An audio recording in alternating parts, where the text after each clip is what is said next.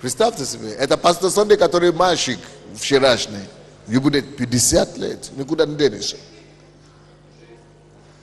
Жизнь. Теперь вы знаете, чего я больше всего жду? Седину. Но это уже все, никуда не денешься. Очередь. А мне еще чего нужно успеть делать? Мне еще нужно успеть покорить Китай, арабский мир. Вы знаете, насколько надо действительно успеть. Надо закруглять что-нибудь, где-нибудь. И действительно по-настоящему. Тем более надо зарабатывать деньги, потому что такие цели стоят, не успею. Вы знаете, первые 10 лет нашей церкви я ждал, что какие-то миллиардеры покаятся, и миллионеры, и принесут деньги, и мы побежим до края земли. Принесут, и тогда побежим до края земли, и не будет проблем с деньгами. И что вы думаете, все эти 10 лет никто ничего не принес? Пока сам не заработаешь, ничего не будет. Поэтому, если мы хотим что-то иметь завтра, надо сегодня готовиться. Годовщину сейчас, и на день рождения, и ко мне начинают поступать письма. Поздравительные и видеозаписи со всего мира. Люди поздравляют. И я думаю, Боже мой, хорошо, что поздравляют, но, как вам сказать, что должна быть следующий этап жизни? Это я говорю, который, в принципе, люди считают, что я неплохо, да, справился с жизнью. Что я успел сделать. Вот, допустим, сегодня в зале сейчас сидит, пришел ко мне академик наук, который, изобретения свои и так далее. И пришел, вы знаете, что он сказал?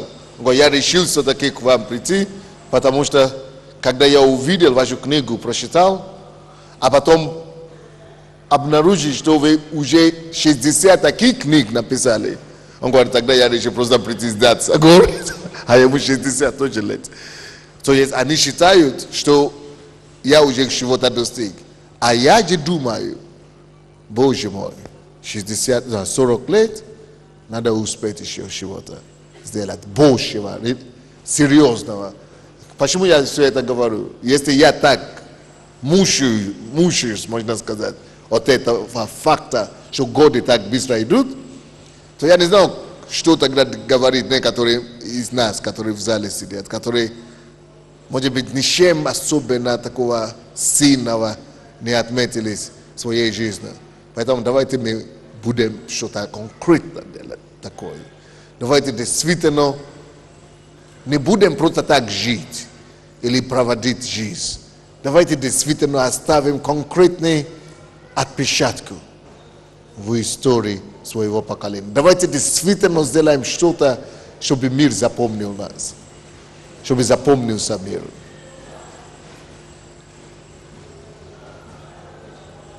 Чтобы запомнился. Однако я сегодня хочу поговорить с вами на другой теме. Мы начали, кто из вас заметил, что последние 2 года только одним и занимался я, чтобы выталкивать всех в мир, особенно в мир бизнеса. Кто это заметил? Тяжело не заметить, друзья. Я вовсе не жалею об этом. Потому что если год назад мы делали опрос, только 25 или сколько процентов церкви имели постоянную работу. То в этом году, ноябре мы делали опрос тоже такой. Уже 40% имели постоянную работу. Но на сегодняшний день уже 60%. Это уже намного лучше, чем было. Представьте себе, мы имеем церковь и только 20%. 10 дней проповеди имели вообще. Все ждали неба, что Иисус придет и даст им всем по что-нибудь в карман. Нет, мы должны сотворить свою жизнь себе. Но что я обнаружил, друзья мои? Как мне один пастор мне сегодня говорит правильно. Он говорит, пастор, вы нас научили хорошо, и когда речь идет о церковные дела, что мы специалисты, мы можем вести людей, мы можем проповедовать, мы можем знать слово, мы можем все. Но когда вы теперь нас уже вытолкнули из церкви, и мы начинаем теперь общаться с миром и сталкиваться с миром, то мы обнаружили, что в некоторых мирских и бытовых проблем большинство из нас просто дилетанты. И что я обнаружил, и о чем я хочу говорить сегодня, особенно лидерам, это то, что теперь, когда мы с вами начинаем делать бизнес, очень много начинается обнаруживаться наши слабости, слабые стороны, особенно непрофессионализм. Но непрофессионализм еще как-то можем побороть это дело. Я сейчас в последнее время, кто из вас, может быть, заметил, особенно кто в Центральной Церкви, я начинаю учить о том, чтобы стать думающим. Я учил, допустим, о наивности и как там, и легкомыслие. А потом я учил еще что-то подобное в четверг, а потом в воскресенье что-то о прилежности что-то учил, еще до этого что-то я учил. Короче, я начинаю учить такие вещи более профессиональные, более, чтобы мы не были дилетантами, чтобы мы не стали пушечной мясой миру. И когда мы начинаем общаться с миром, либо мы будем жертвой, либо мы будем победителем. Чтобы мы, и особенно лидеры сегодняшней темы, вы поймете, чтобы мы могли разобраться с ситуациями, которые возникают в миру. Сегодня я хочу о чем говорить? Хочу говорить о конфликтах. Что делать конфликт? Причины конфликтов и к чему конфликты? Почему конфликты и как лучше его назвать вообще? Почему конфликты и что? И как понять конфликты, да? Как понять конфликты? Почему конфликты и как их понять? Вот почему я думаю, что эта тема актуальная. Я пастор, и если мы имели жалобы раньше, до того, как мы начали толкать людей в бизнес, то это все как ничего. Сравнение теперь с сегодняшним временем, когда люди начинают идти в мир, бизнес, начинают сталкиваться с друг другом, такие сейчас начинают возникать проблемы, и будут таких еще проблем очень много. Именно вопросы с конфликтами. Это вещи, с которыми мы раньше не говорили. Это такие темы, о которых мы раньше не говорили. Мы больше говорили о том, что надо любить друг друга, надо победить. Вообще, что не должно быть конфликтов. Но реальность жизни заключается в том, что мне последние 3 месяца приходится больше решать конфликтов, разбирательства, разбор, решение, переговор, разные ситуации. Это реальные факты. С чем нам нужно будет сталкиваться, если действительно мы хотим завоевать мир. Люди общаются с друг другом, люди сталкиваются, пересекают друг другом, и поэтому получаются какие-то столкновения все-таки, как бы мы не хотели. Братья и сестры, не будьте слишком духовными сейчас. Давайте будем практически смотреть на ситуацию. Конфликты – это реальности нашей жизни или нет? Вы как лидеры в домашней группе ваши, люди к вам будут обращаться. Но у вас самих в каких-то делах будут какие-то столкновения будут, и стычки какие-то будут. Вот. Хотелось бы знать больше и как разобраться в этой ситуации или нет. Я думаю, да. Поэтому быстренько. Почему конфликты? Откуда конфликты? Притчи 18-19. Притчи 18-19. Написано: озлобившийся брат неприступнее крепкого города, и ссоры подобны запорам замка. Еще раз. Озлобившийся или обиженный брат, он неприступный крепкого города. То есть он как, если, короче, о чем тут речь идет? Можно обижать людей, но если обижать брата, если брат на нас станет зубы держать. Если брат станет зло держать на нас, то мы можем с этого иметь таких неприятностей. И это может вылиться на такие проблемы, что потом примириться с ним будет нелегко. То есть озлобнивший брат – это как неприступный город. Что такое неприступный город? Это как крепость, армия. То есть почему это так бывает? Потому что братья, мы ожидаем от друг друга совсем другой. Мы ожидаем от друг друга поддержки, мы ожидаем от друг друга позитива, мы ожидаем от друг друга любви. И если брат начинает подвести или подводить нас, те, от кого мы ожидали что-то позитивное, то это зачастую бывает более вредно, чем когда нас обижают в миру. Вы знаете, многие люди, которые уходят из церкви, что они говорят? Что в миру ладно, что такие вещи допускаются. Но когда это допускается в церкви, они становятся более озлоблены. Я не знаю, если вы это замечаете, я это постоянно замечаю. Вы можете чуть-чуть только обижать кого-то из церкви, они уже такие буши катят, они уже поднимают такие скандалы, такие разговоры, как будто вообще их в жизни никогда никто не обижал. Они уже даже начнут говорить, что в миру даже лучше. Уже до такого даже люди начинают говорить. Но на самом деле не потому, что в миру лучше, а это просто потому, что ожидание другое. И это потому, что Слово Божье истина. Что с братьями нам надо поступать действительно как с братьями. И нам надо смотреть и сберегать взаимоотношения между друг другом больше всего. Нам нужно ценить, охранять и защищать эти взаимоотношения. Понятно, нет? Да, нас все обижают, и все это возможно. И вообще-то поймите, что конфликты – это неизбежно вообще в жизни. Ссоры, разногласия – это неизбежность в жизни. И важно вам это заметить, что норма, конфликты, ссоры, разногласия – это норма жизни. Это нормально иметь такие вещи в жизни. Это процесс жизни. Это называется жизнь. То есть мы не можем говорить, что потому что мы церковь, что вообще не будет какие-то неприятности или какие-то конфликтов или ссоров. Нет. Если мы живем, и если мы переходим друг к другу дорогу, не дорогу, а мы сталкиваемся с друг другом, если мы с друг другом общаемся, то хотим ли мы это или нет, будут какие-то стычки между нами.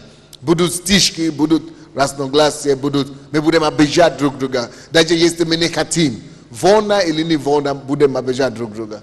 Однако, нам, зная, что это все реально, и что стычки, конфликты это реально, все равно нам нужно научиться защищать наши взаимоотношения, сберегать друг друга, сберегать взаимоотношения и быть охранником, защитником доброго отношения. Поэтому в Библии написано, что если возможно с вашей стороны, делайте все, чтобы хранить мир, чтобы иметь. Он говорит, написано, имейте мир со всеми людьми. Имейте мир со всеми людьми, особенно если это возможно с вашей стороны. Ищите мир. Конфликты реальные в жизни, конфликты даже нормальные в жизни. И в каком-то случае даже Бог может использовать конфликты в нашу пользу. Почему нужны конфликты для нашей пользы? Каким образом Бог может использовать конфликты? Конфликты используются Богом, чтобы открыть наши глаза, чтобы понять о том, что не только я вижу ситуацию со своих очков. Можно один человек сюда ко мне? Бегом. Пока этот смотрит назад, пускай другой побежит, уже пастор побежал. Надо ответственность взять на себя. Если, допустим, я пришел к пастору Юрию, и он мне говорит, пастор, вы меня обидели. А я говорю, а как? Вы же прошли, или меня даже ударили, или не заметили. Я говорю, как это? Я не ударил. Я не заметил. О чем это говорится? Тут вроде бы конфликтная ситуация, но первый урок для меня – это то, что есть некоторые, которые происходят вещи вокруг меня или со мной, о котором я даже и не догадываюсь, но который приносит боль или неприятности другому. То есть я не святой. Во-вторых, я не контролирую все. И все я не смогу контролировать. Я могу так думать, что я его не обижал, что я его не тронул. Но на самом деле он обижен. То есть реальность жизни в чем заключается? Реальность жизни заключается в том, что есть некоторые вещи, которые я думаю, что я не делал. Или которые, где я думаю по одному, а на самом деле кто-то эту же ситуацию, это же положение смотрит совсем по-другому. Поэтому нельзя бить себе в грудь и говорить, что я прав. Или я все правильно делаю. Или я ничего такого не делал. Нет. С той же самой ситуации, где я думал, что я так на него посмотрел, а кто-то другой так посмотрел. О чем речь идет? О том, что нужно научиться смотреть мир не только с своих очков, или как мы говорим? Со своей стороны. Со своей стороны, своих глаз, своим взглядом. Вот. Нужно научиться. Конфликт, что они делают? Они останавливают нас. Конфликт, они стукнут нас. И заставляют нас остановиться для того, чтобы увидеть мир со взгляда другого человека. Со стороны другого человека. Чтобы не только моими мыслями, моим пониманием, только воспринимать мир. Конфликт помогает нас. Конфликт это такой легкий шок. Это такая терапия, которая позволяет мне, которая меня заставляет смотреть мир глазами соседа, глазами ближнего. То есть конфликты это та реальность, которая побуждает нас и открывает нас глаза на то, что мы не одни в планете Земля, что мы не одни в этом мире живем. И что мы можем понять дело со своей стороны, но нужно всегда, делая все, учитывать интерес соседа. Что есть кто-то, кого все мои действия касаются, все мои дела, все мои действия всегда влияют на кого-то. И я всегда должен дать себе понять и отчет, что мои все действия влияют на кого-то тоже. И мне нужно учитывать его сторону также. То есть жить своей жизнью так, чтобы понять о том, что кто-то рядом со мной. И мне нужно понять его мнение, его точки зрения, его интерес. Мне нужно учитывать интерес соседа. Мне нужно учитывать интерес ближнего. Это есть суть любви и заповеди любви, которые Иисус дал нам. Он дал нам эту заповедь любить ближнего. Почему это так? Чтобы мы не жили своей жизнью фокусированы только на себе. То есть Бог дал нам самую главную заповедь – любовь к ближнему. Для того, чтобы мы поняли, что нельзя жить жизнь только с точки зрения моих интересов. Если я начну жить и буду жить только проталкивая свои интересы вперед, весь мир остальной будет на меня озлобленный. Весь мир остальной я буду обижать всех, если я только толкаю свои интересы. Так что надо сознательно жить так, чтобы помимо моих интересов начинать искать добро для всех моих соседей и для всех моего ближнего, для всех, которые со мной будут сталкиваться. Не спешить думать только о себе. Поэтому и написано, не о себе только помышляйте, но каждый пускай помышляет и о ближнем своем. Не от себя только каждый помышляет, но пускай каждый помышляет о другом. Вот это больше всего и есть причина конфликтов. Конфликт постоянно и возникает больше всего и чаще всего, потому что мы живем своей жизнью и видим мир только со своей стороны, своим взглядом. А Бог хочет учить нас через каждый конфликт увидеть мир взгляд соседа. Взглядом соседа, взглядом друга, взглядом жены, взглядом детей, взглядом родителей, взглядом, чтобы научиться ставить себя на место других людей. Итак, подумайте сейчас, вспомните, какие у вас были последние стычки, конфликты. раздоры с кем-то. Может быть дома, может быть с женой, может быть с детьми, может быть в обществе, может быть в церкви. Чаще всего вы, наверное, и не знали, что вы что-то делали неправильно. Вы, наверное, и не догадывались, что вы кого-то обидели. Почему так часто бывает? Что я считаю, что я ничего не сделал плохое. Я считаю, что я никого не обижал. А он считает, что наоборот. Это когда я начинаю считать, что я считаю, что я никого не обижал, как раз это подтверждает, что я живу только своим взглядом. И смотрю на мир только своими глазами. Постарался увидеть мир взглядом и глазами ближнего. Если только я остановлюсь, и иногда Бог допускает конфликты, чтобы я все-таки об этом задумался. Чтобы я все-таки остановился. Чтобы я все-таки не хочу увидеть мир. Посмотрел мир не только со своей стороны, а со стороны ближнего.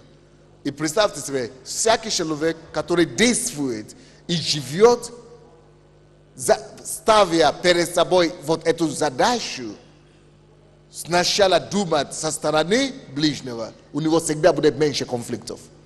Он избежает массу конфликтов. Если я это сделаю, а как он почувствует?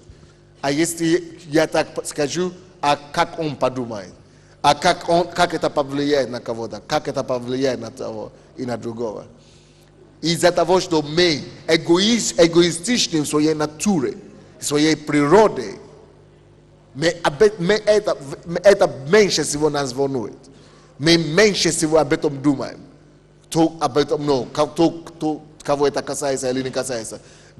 Натура человеческая, натура, но природа греховная, как она выступает? Чтобы меня, чтобы мне выгодно, самое главное, что я буду иметь этого, как это мне выгодно. Вот это и есть плоть, это и есть и эго. Поэтому это место Писания говорит, слушай, все-таки стоит думать о ближнем. Почему? Потому что брат, озлобивший брат, он потом становится неприступный город. Если ты не посмотришь на его интерес, если ты не посмотришь на его, с его точки зрения, все равно ты это пожмешь. Ты потом не сможешь войти в этот город. Он потом начнет нападать на тебя при твоем приближении. Потому что неприступный город – это город, который защищается. Это город, который ставит охрану. Это город, который нападает. Это потом все стрелы эти, потом на тебе потом приходят. То есть поэтому желательно не обидеть этого брата. И не ослабить его. Потому что этот озлобленный брат потом станет тебе просто такую неприятность устраивать. Легче тебе потерпеть какое-то лишение, что ты ушел его интерес, чем не ушесть его интерес, чтобы потом себе заработать таких врагов. Да, может быть, ты будешь и прав в своих глазах, но это тебя не спасет от что такое неприступный город? Это, во-первых, закрытая возможность, закрытая дверь. Это неприступность, это занавес. Это потом неприступный город, это защита, это агрессия, это позиции силы, это армия, это пограничники. А пограничники, не людские пограничники, отношения, это все неприятно. Поэтому все равно выгоднее жить, как Иисус говорит. Как Иисус сказал, учите-вы, он говорит, что не о себе прежде подумайте, а думайте о ближнем. Ставьте интерес ближнего больше себя, впереди себя. Тогда вам будет еще легче, вам-то будет легче. Потому что вы открываете это неприступный город. Город это открыт вам. Доступ вы имеете к этому человеку. Доверие, потому что этот человек видит, что вы его интерес ставьте сначала. И вы тут же избежаете масса неприятностей, которые приходят от защиты, самозащиты и от позиции такой агрессии, которые со стороны этого человека идет. Это все везде. Это в семье такой, это в доме, это в отношениях, это везде. Если мы не поймем вот искусство взаимоотношений и искусство любви, вот искусство ближнего. Вот эта теория, это теология ближнего. Если мы не поймем теологию ближнего, какое отношение должно быть вообще к ближнему, и как мы должны строить вот такое отношение, мы будем сплошные конфликты жить. Вы знаете, есть такие люди, которые совсем не конфликтуют. Куда бы они ни пошли, все плохие. Именно все плохие. Не они плохие, все плохие.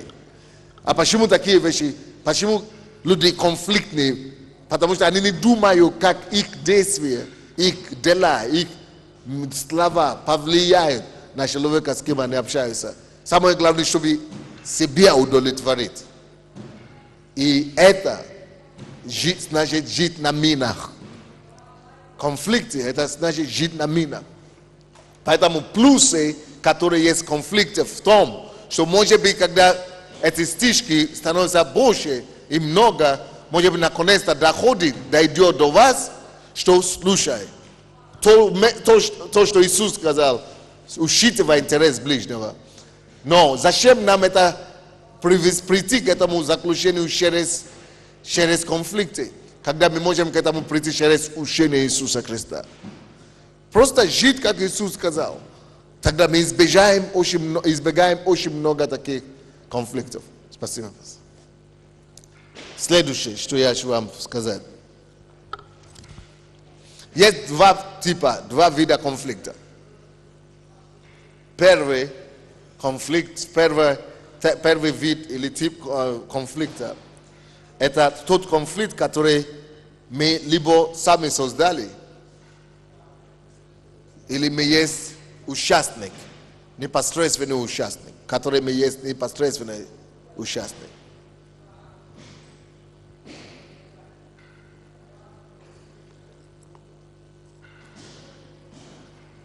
То есть, либо мы сами создали этот конфликт, либо мы есть участник его, либо мы каким-то образом, не то что участник, мы к этому прилагали, мы есть косвенные или непосредственные причины или участник этого конфликта. Второй вид конфликта – это конфликты, которые другие создали.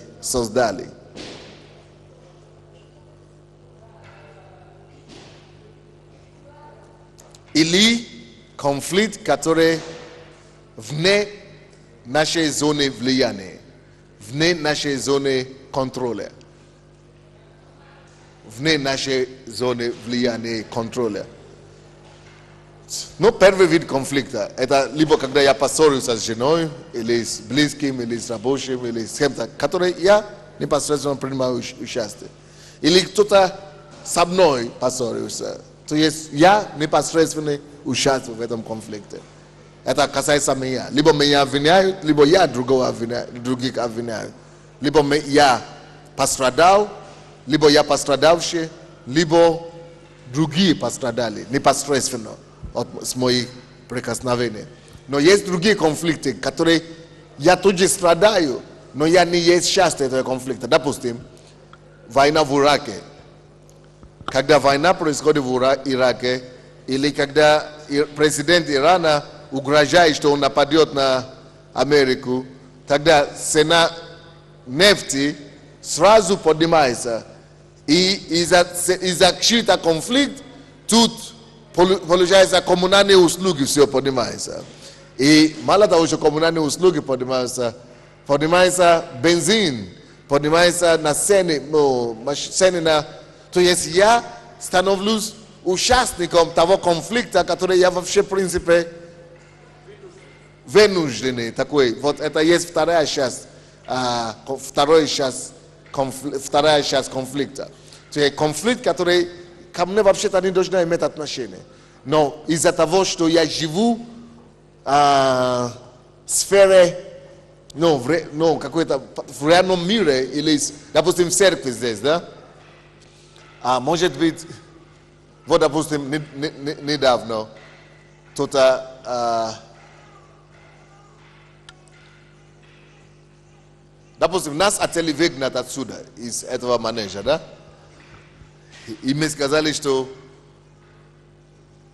мы не пойдем или что-то. Почему? Потому что Америка, бывший мир, I Chernoveski de Rusa, I получается и туалета нет у нас, и чего-то нет. То есть это другой конфликт, который вроде бы меня совсем участвует в этом. Вроде бы я никого не обижал, никто на меня не жалуется, даже никто тебя не знает по имени. Все равно ты есть.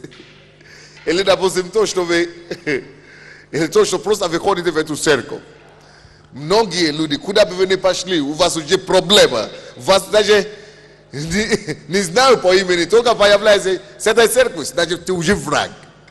То есть такие конфликты, которые мы не создавали, может быть, и мы не хотели бы создавать его, но все равно мы участвуем в них. Или они так или иначе на нас влияют. И чаще всего из-за того, что мы живем в этом мире, будет много таких конфликтов. Так что мы с вами никуда не убежим от конфликтов. Или от их последствий. Даже если ты говоришь, я не верю, я не буду вообще ничем делать, не заниматься никем, ни конфликтов и так далее, никогда. Все равно, ты все равно страдаешь от конфликтов между каких-то людей. Вот сейчас, допустим, в парламенте Украины, или, да, в Украине, то бьют уходит, то это самое. И вы думаете, что на меня это не влияет, это их проблема. Это ты так думаешь. Потому что производительность падает, потому что люди, которые должны были решать проблемы, не решают, потому что экономика стоит на месте, но политики не принимают законы, которые нужно принимать, чтобы действительно твоя жизнь была лучше. Вот почему Иисус говорит нам молиться за мир. И молиться за правителей. Ты думаешь, зачем правители? Они из другой партии. Хорошо, не будешь молиться. Все равно на тебя будет влиять. Не будешь заниматься политикой. Политика все равно тебя займется. То есть конфликты, они неизбежности жизни. Но мы должны знать, как с ними быть. Окей, давайте теперь приземлимся. Вернемся к своей реальной жизни. Откуда конфликты часто бывают, особенно среди наших людей? И вы, лидеры, когда вы начнете разбираться с конфликтами, да? Потому что к вам будут поступать, к вам люди будут ходить постоянно. Что служит причиной конфликтов? Во-первых, большинство разногласий и конфликтов, которые возникают вообще, рождается на почве эгоцентричности, эгоизма. Люди хотят своего. Все. Поэтому, когда люди к вам подходят, чтобы вы решали какие-то вещи или слышали какие-то ситуации, запомните это навсегда. И всегда поставьте, вам легче будет ставить диагноз. Вы просто посмотрите на двух сторон, и вы задаете себе вопрос, кто тут ищет своего? Вторая причина конфликта – это гордость. Так что, когда у вас конфликты в семье, подумайте, кто не хочет кому уступить? Или кто своего твердит? Или кто тут хочет показаться правым? В семье, в отношениях, бизнесе, везде. Вот эта гордость, просто оно разрушает дело. И когда гордость присутствует где-то,